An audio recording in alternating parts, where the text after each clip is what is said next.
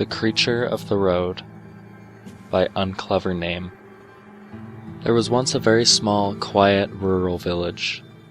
It was so small there was only one main road leading out of it, along which visitors often traveled to and from the village. However, there was one important rule the townsfolk held about this road: never go there alone. This was strictly enforced by the villagers, but one curious young boy from the village decided to break this rule.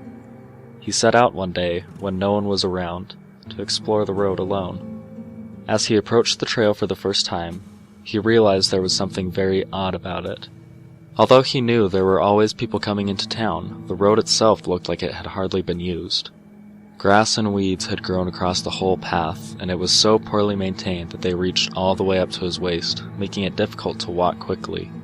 However, this did not bother the boy.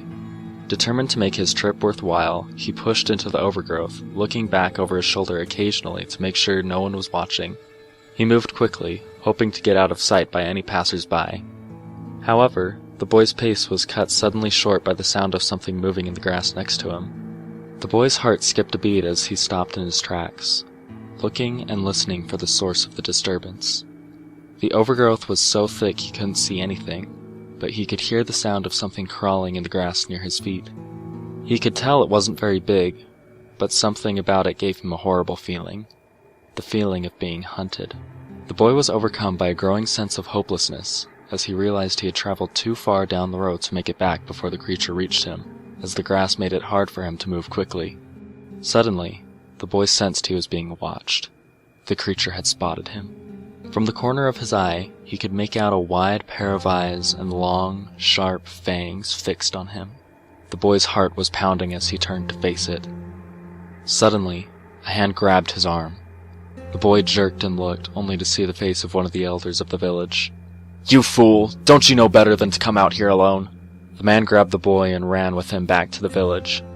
The boy's heart raced as he sensed the creature following him, but it never overtook them. They ran, gasping for breath, until they had escaped back into the town. After they had caught their breath, the old man scolded the boy for ignoring the villagers' warnings. When he was done, he looked up and sighed. "I guess you're old enough. You deserve to know." The man led the boy into his house. It was a very big house, and as they entered, the boy saw massive shelves filled with books about creatures he had only heard of in myths. Mysterious men in lab coats sat around, studying them. The old man led the boy to a back room.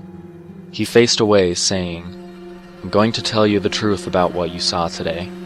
All of a sudden, the man turned to the boy, glaring at him, his piercing gaze freezing him in place. "But first, my name is Professor Oak."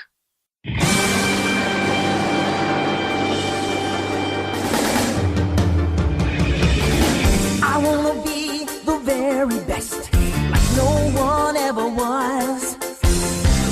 To catch them is my real test, to train them is my cause.